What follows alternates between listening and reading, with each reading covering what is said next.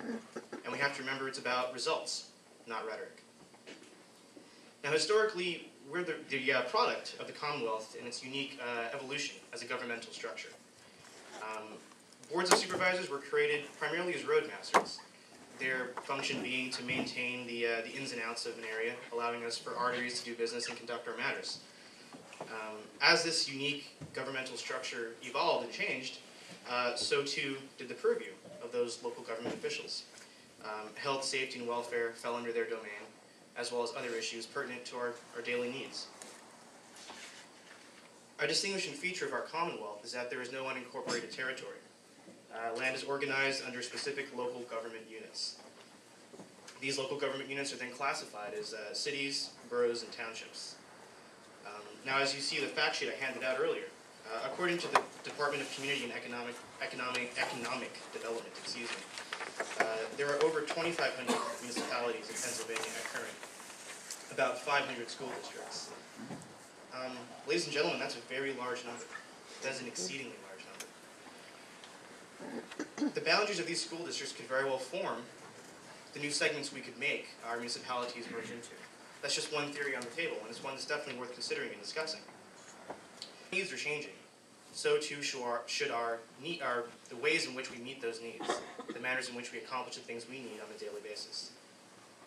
This current practice is not sustainable. In fact, by its very definition, it is the least efficient method of governance. And I'd like to again discuss kind of the 3 points that I highlighted at the beginning of this conversation. Administration, not representation. What do I mean by that? Well, there are numerous buildings, offices, real estate currently utilized that cost us an awful lot of money. There are inefficiencies across the board. Each of those buildings require lighting, electricity, heat, printing, administrative, support staff. In short, that overhead is killing us. That is an awful lot to ask. When I said the county should be the basic, not the only form of government, what was I implying? We all need to be represented and heard by our elected officials. In every single one of our municipalities and regions, there are informal bodies and learned citizenry. In this way, municipal county delegates still exist. It's the administration we're addressing, not the representation. With this in mind, we should absolutely consider alternate forms of government. By implementing these alternate forms, we can create cost-saving measures without any reduction in our overall representation. Why not? This, again, is the reason why the county should be the basic, not the only form of government. And finally, it's about results, not rhetoric. The rhetoric is killing us. We spend more time discussing the issue than we do about implementing or putting it into action, anything that will serve us better. It's not about a loss of control. It's about a maximization of resources. The municipality, by definition, is limited by local and state regulations. So too is the county system. By merging and consolidating counties and municipalities, we could then increase our collective bargaining. This leveraged pooled purchasing would create stronger, larger scale returns that are sustainable multiple times over. This essentially transforms a zero-sum proposition into a win-win. So how do we get there? Would it be mandated by the state? Would we incentivize local decision makers? It's difficult to say, and I don't pretend to have all the answers. Pennsylvania historically has had over 2,000 school districts. This got down to 500 in the late 60s, thanks to our legislature and our governor. It was because the state led the charge that we were able to cut this down. We need both leadership and incentives to make this vision a reality. What we can say with certainty, though, is that we must carefully plan for and discuss this now, as it will become a necessity in the future. Many small municipalities are currently struggling to provide the services that they should. Roads are deteriorating, police hours are being cut, taxes are being raised to compensate, and all the while, we're suffering for it. It's about intelligent consolidation. It's not about smashing two municipalities together. It's about intelligently considering the options. A failure to explore these options is nothing short of irresponsible. We cannot hide behind antiquated rhetoric. We cannot hide behind the idea that we've always done it a certain way, and that's why we should continue doing it that way. We have to be open-minded, we have to do the research, and we have to approach the notion that a modified county system will satisfy our needs and maximize our resources. And believe me when I say, if we do not do this, there will be a grim future ahead. And if we do this, believe me also when I say our children will thank us. Thank you. Would we have it mandated by the state? Would we create incentives to allow local decision makers to reach that conclusion? It's unclear. We do need both leadership and incentives to make this vision a reality. There's already municipal sharing of services in Pennsylvania, and this occurs in all operations of government, from police and fire, regional departments, joint bidding of road construction, joint bidding on pavement repairs, and even free snow plowing by larger municipalities with smaller municipalities. This is already occurring. The largest savings then would come in the form of administrative costs. The cost for services would likely remain the same or equivalent. The municipalities would expect to have the same services countywide that they have experienced and enjoyed as a result. To look at the area as too fragmented, I think, would be a little unfair. I think in a lot of ways there are a lot of common ideologies. And on our resolution that the county shall be the single form of local government in Pennsylvania, rebutting for the negative side, Elam, Herr. Elam. Not totally opposite of what Ganesh was speaking about, but there are certain things that you have to take into consideration, and one is that size does result into cost. If you look at DCED's studies with regional police, everybody says if you regionalize your police departments, you will save money. Well, the end result with that is you really don't save money. The cost does go up. You may lose one chief instead of having two, but the end result is costs still go up for several reasons. One is you can provide more services, and the second reason is the unionization. If you look at municipalities that have police departments, you will find out that their budgets, anywhere from 45 to 60+% is due to police departments. And that goes across the board throughout the state. That part I do agree with Ganesh. It's what the local area wants. If you want to consolidate and merge with your neighboring municipality, that should be a local decision. It should not be something that's stipulated from Harrisburg. My township borders the city of Lancaster. I would fight not to, if somebody would say we should merge into the city of Lancaster. That doesn't say that one of the boroughs that we surround, that if that consideration was brought up, that I wouldn't support that. The idea is it should be a local decision. Eastern Pennsylvania is different than Central Pennsylvania, different than Western Pennsylvania. One size does not fit all. And for those in Harrisburg to say, or those in think tanks to say, this is the way the entire state should be, I think we are just creating problems. Should you cooperate? Definitely. And our survey shows that. Can you save money? Yes. The idea is you should do what is best for your communities. Without going any further, let's listen to the questions and take more time for that. So, thank you. What is the status right now in Pennsylvania as far as the legality of local communities voluntarily merging, doing intergovernment agreements? Is there legislation currently in Harrisburg in this previous legislative session that would try to force this on a countywide basis? Just tell us about the legality status of doing this in different ways in Pennsylvania. Legality-wise, right now, municipalities can consolidate or merge if they want to. It's voluntary. There's a procedure set up. It can either be done through initiative of the citizens or joint agreements of the governing bodies. That law was also changed last year to make it a hybrid, that you could have one with the governing body pass the agreement and the next municipality could be by petition. There was legislation in last session to take and make the county the central form of government. It didn't totally do away with municipal governments. It just took a lot of the powers away from them and pushed everything up to the county level, where the county then would decide what activities the municipal governments would do. Most likely, and taking nothing back from the county planning departments, because they give advice to the municipalities on what should happen as far as a larger perspective. It still comes down to what the citizens want in your community.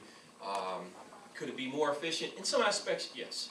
In other aspects, we have seen where county planning departments are no different than local planning departments. You may have some professionals that sit on there, but again, as municipalities do grow and the like, they are also getting the professionals and people who care about what their community is doing.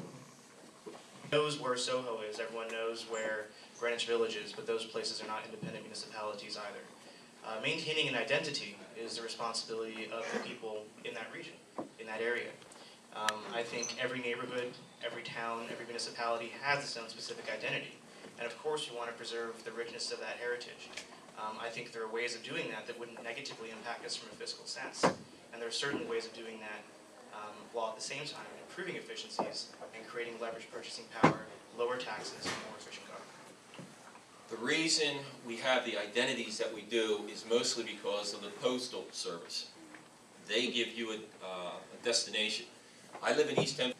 I would just like to say, as far as what happens when you go into the county for representation on that, those types of things are not going to change if you would go to a county form of government. I would still live in East Hempfield Township in Lancaster County. That identity is going to be there. It's what the people, though, think about how that identity should progress. We promote voluntary, that things should start at the bottom and work up. If the citizens want it, even our townships, when there is a discussion going on, they will contact us. We will give them the information, the pros and the cons of whether to consolidate, whether it's a service or it's for the municipalities to do it. We've had a couple municipalities in the state consolidate in the last couple of years. Up in Center County, there was one between a township and a borough. The borough was the donut hole. The township was willing to take in the borough. In the beginning, it was the borough who didn't want to go along with it. And after a lot of discussion locally, it was accepted. There was a case. I understand that there are a lot of differing opinions and a lot of different perspectives. So I really appreciate the opportunity to have shared my perspectives on what I feel is a very important issue.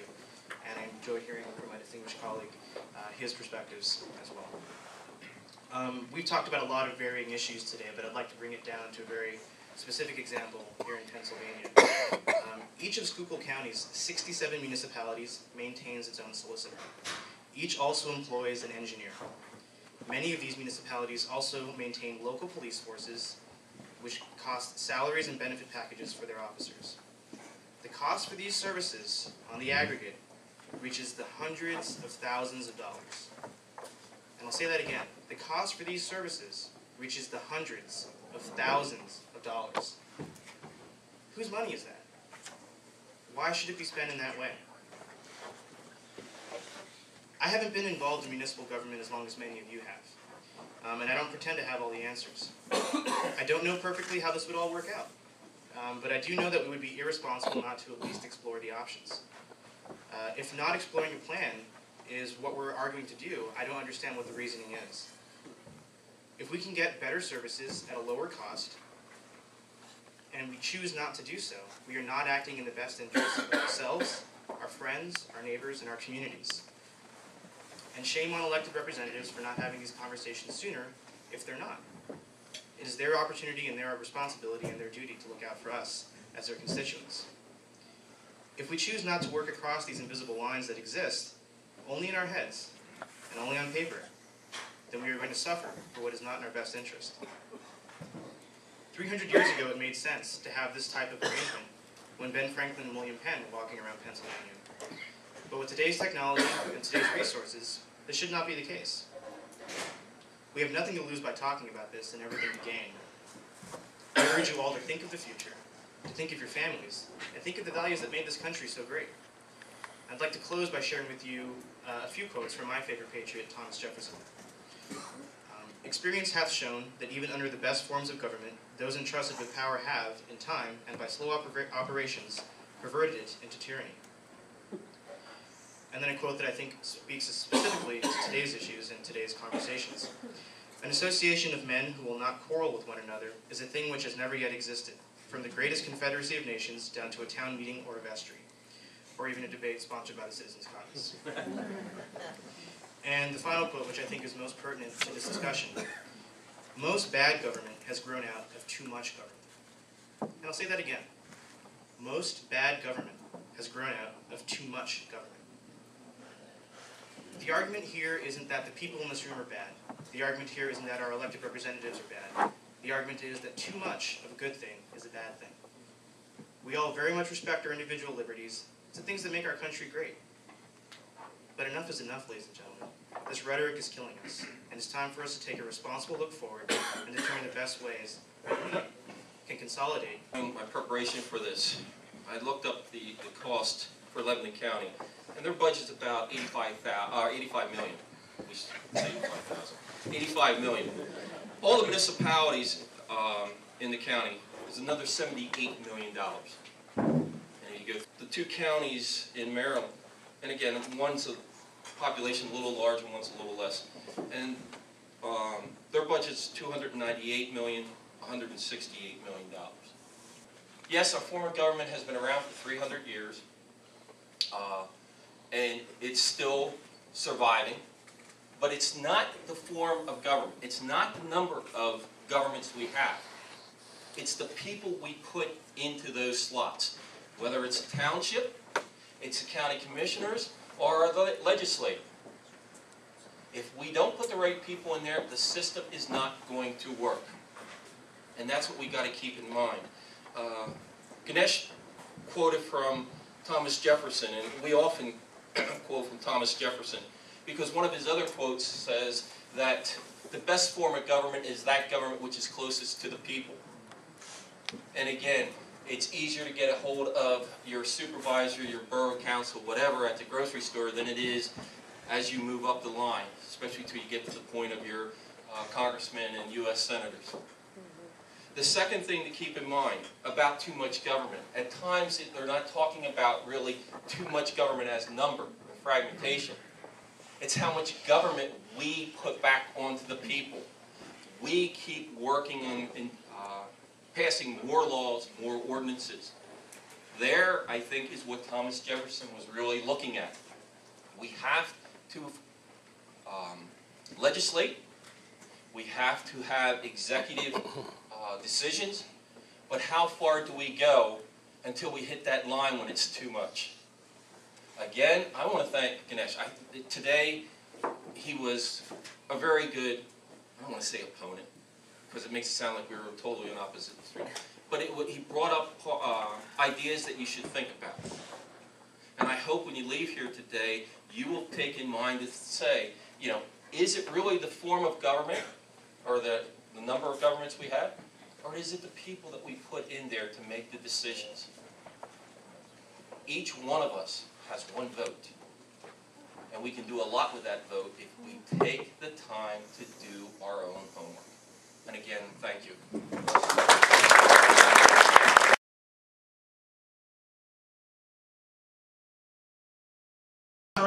And again, for our speakers, again, a round of applause. They did a